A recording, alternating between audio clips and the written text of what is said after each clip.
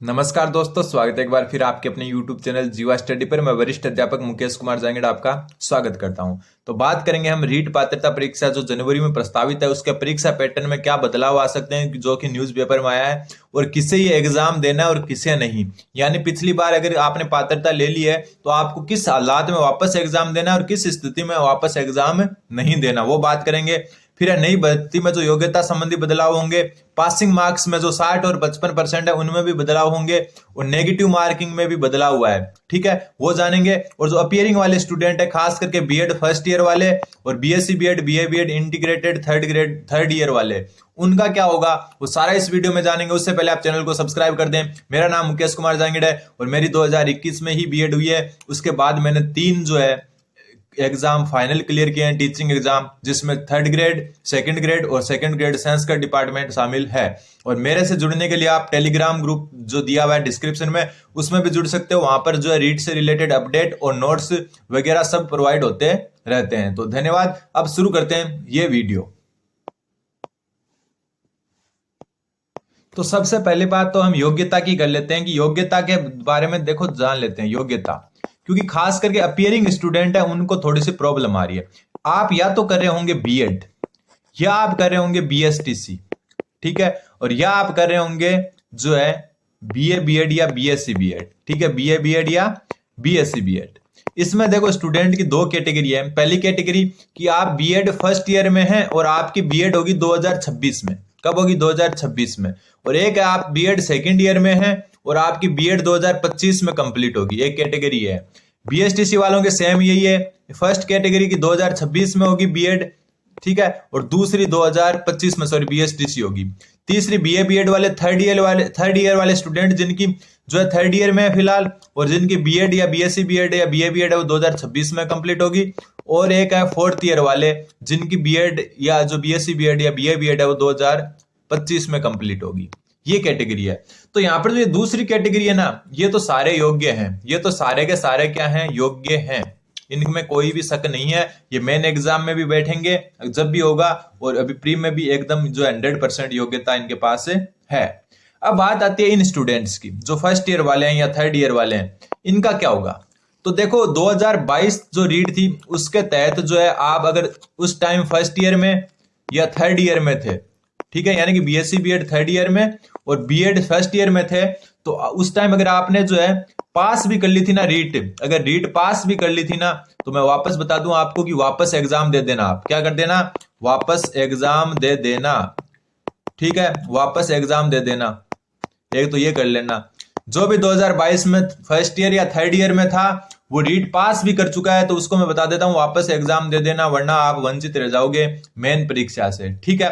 अब जो है उसके बाद में क्या हुआ, जो है पिछली साल या 2022 के लास्ट या 23 में क्या हुआ, देखो 2022 या लास्ट 23 के स्टार्टिंग में कुछ ऐसा हुआ कि जो सीटेट है, जो केंद्रीय पात्रता परीक्षा एक प्रकार से जो केंद्र सरकार करवाती है रीट के जैसे, उसमें भी यही रूल था। लेकिन उसके बाद में जो है सीटेट ने 22 या 23 में क्या किया, इस रूल को चेंज कर दिया कि जो बीएड फर्स्ट ईयर में है ना और जो 3rd ईयर इंटीग्रेटेड कोर्स में, वो भी पात्रता के लिए योग्य हैं, वो भी पात्रता के लिए क्या है? योग्य हैं। ये रूल बाद में चेंज हुआ था। ये अपनी जो पात्रता हुई थी ना 2022 वाली, उसके बाद में ये रूल चेंज हुआ कि फर्स्ट ईयर वाला और 3rd ईयर वाला भी योग्य माने जाएंगे पात्रता में। लेकिन जब 2022 रीट हुई थी तब ऐसा कोई रूल नहीं था। जो भी स्टूडेंट उस टाइम फर्स्ट ईयर या 3rd ईयर में था ना, मतलब बीएड फर्स्ट ईयर और इंटीग्रेटेड 3rd ईयर में, और उसने रीट पास भी कर ली थी, तो उनको मैं बोल रहा हूं कि वापस रीट दे देना, वरना आपके जो है प्रॉब्लम हो सकती है, हो सकती नहीं, 100% होगी, ठीक है। अब जो नए वाले स्टूडेंट है इनका क्या करें? देखो ये भी सेम कंडीशन में, तो इनकी भी पात्रता योग्य नहीं होनी चाहिए। लेकिन ये कि उसके बाद में एक रूल चेंज हो चुका है कि फर्स्ट ईयर वाले 3rd ईयर वाले भी क्या कर सकते हैं? पात्रता ले सकते हैं। तो अब ये निर्णय कब आएगा कि जो ये फर्स्ट ईयर 3rd ईयर में उनका क्या होगा?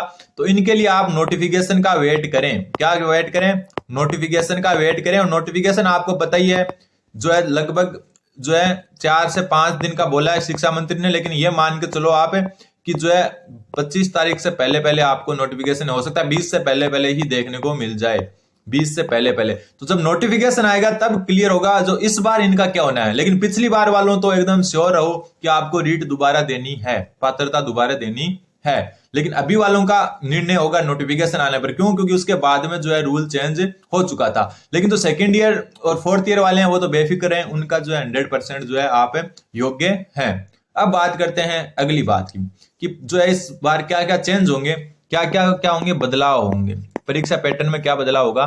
तो सबसे पहली बात तो मैं आपको बता दूं कि जो सिलेबस है, क्या सिलेबस, आप जो है टेलीग्राम ग्रुप से जुड़े और चैनल को सब्सक्राइब करें। डिस्क्रिप्शन में टेलीग्राम ग्रुप का लिंक दिया हुआ है, वहां पर हर चीज मिलती रहेगी। अभी जो है मैं नोट्स वगैरह जो है तैयार कर रहा हूं, मेरे खुद के थे वो भी अपलोड वहां पर करता रहूंगा। तो देखो सिलेबस में बदलाव होगा ना के बराबर, ना के बराबर, इसमें कोई बराबर जो है नहीं होगा। अगर होगा तो भी क्या, 2-3 टॉपिक जुड़ेंगे, 2-3 हट जाएंगे, इससे ज्यादा बदलाव नहीं होगा। 95% सिलेबस सेम रहेगा और पैटर्न भी वही रहेगा। 30 साइकोलॉजी के, 30 भाषा 1 के, 30 भाषा 2 के, 30 यानी कि 60 जो है सब्जेक्ट के। ये तो सेम पैटर्न रहने वाला है। ठीक है, सिलेबस में जो है 95% कोई बदलाव नहीं होगा, कुछ बदलाव छोटे मोटे हो सकते हैं। ठीक है, लेकिन एक चीज जो है जिसमें बदलाव हो सकता है वो है पासिंग मार्क्स। पासिंग मार्क्स अभी जो है अपन जो न्यूज़पेपर में भी देख रहे हैं और जो सचिव महोदय उन्होंने बयान भी दिया था, उसमें साफ साफ लिखा हुआ था कि पासिंग मार्क्स में बदलाव किया है, पासिंग मार्क्स में बदलाव किया है। अब पासिंग मार्क्स में बदलाव क्या हो सकता है, उसकी जो है रीट की जो विज्ञप्ति आने पर पता चलेगा। लेकिन संभावित बदलाव यही है कि जो है आपके पहले क्या था, जो है जनरल वगैरह में 60% थे और ईडब्ल्यूएस में पिछली बार 60% थे हालांकि। ठीक है, और बाकी जो कैटेगरी है, ओबीसी है, एससी है, एसटी है, एमबीसी है, इन सब में जो है आपके 55% थे। तो इनमें कुछ बदलाव हो सकते हैं क्योंकि जो है सचिव ने बोला है कि इसमें पासिंग मार्क्स में बदलाव हुए हैं। तो पासिंग मार्क्स में बदलाव हो सकते हैं कि 60 की जगह ये 55 कर दिया हो और ये 50 कर दिया हो। ज्यादा होने के तो चांस है नहीं, लेकिन अभी जो है इसके बारे में कहना कुछ भी सही नहीं होगा। हालांकि पासिंग मार्क्स में बदलाव की बात सामने आ रही है। इसके अलावा एक नेगेटिव मार्किंग की भी बात सामने आ रही है। ठीक है, नेगेटिव मार्किंग अलग हिसाब से होगी। क्यों? मान लो कि 4 आपके ऑप्शन आएंगे। 4 ऑप्शन कौन कौन से आएंगे? एक तो ए आएगा, बी आएगा, सी आएगा, डी आएगा, ई आएगा। ठीक है, ऐसे ऑप्शन आएंगे आपके। जो 5वां विकल्प जुड़ा है वो तो आपको पता ही है। अगर आप क्वेश्चन का उत्तर नहीं देना चाहते तो 5वें विकल्प को कर सकते हैं। अगर मान लो कि आपने जो है क्वेश्चन का आपको उत्तर नहीं आ रहा और आपने उसको खाली छोड़ दिया, क्या वैसे तो नेगेटिव मार्किंग होती नहीं है, मान लो पूरा 5 ऑप्शन खाली छोड़ दिए, तब आपके 1/3 नेगेटिव मार्किंग होगी।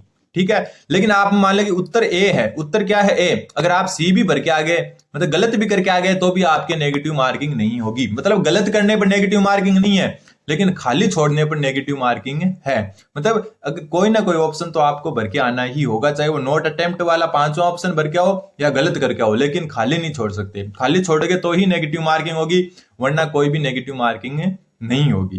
तो ये योग्यता संबंधी मैंने आपको सारी बातें बता दी, कैसे योग्यता है फर्स्ट ईयर जो थर्ड ईयर वालों को क्या होगा, क्या बदलाव हो सकते हैं। तो पासिंग मार्क्स में बदलाव हो सकता है और नेगेटिव मार्किंग का हिसाब ये है, मतलब नेगेटिव मार्किंग नहीं है, खाली तो छोड़ना ही नहीं है अपने को। नेगेटिव मार्किंग नहीं है तो सारे तो करने 150 क्वेश्चन, तो वो नहीं है। पासिंग मार्क्स में क्या बदलाव होता है वो नोटिफिकेशन पर पता चलेगा। योग्यता क्या होती है, फर्स्ट ईयर थर्ड ईयर वालों की योग्यता पर बात है कि उनको शामिल करेंगे या नहीं करेंगे। तो सेकंड और फोर्थ ईयर वाले वो तो 100% शामिल है। तो कुल मिला के यही है, आप नोटिफिकेशन का वेट करें, 4 से 5 दिन में नोटिफिकेशन आ जाएगा। एग्जाम पैटर्न चेंज नहीं होगा, वही पैटर्न रहेगा, वही 30 साइकोलॉजी के क्वेश्चन, वही 30 भाषा 1, वही 30 भाषा 2, वही सब्जेक्ट के। तो एकदम जो है सिलेबस में भी 95% जो पॉइंट है वो सेम रहेंगे। कुछ माइनर चेंजेस हो सकते हैं जिनका कोई फर्क नहीं पड़ेगा। और जीवा स्टडी पर मैंने क्लासेज भी स्टार्ट कर रखी है, वो भी आप जरूर देखें। धन्यवाद, बन रहे हैं जीवा स्टडी के साथ।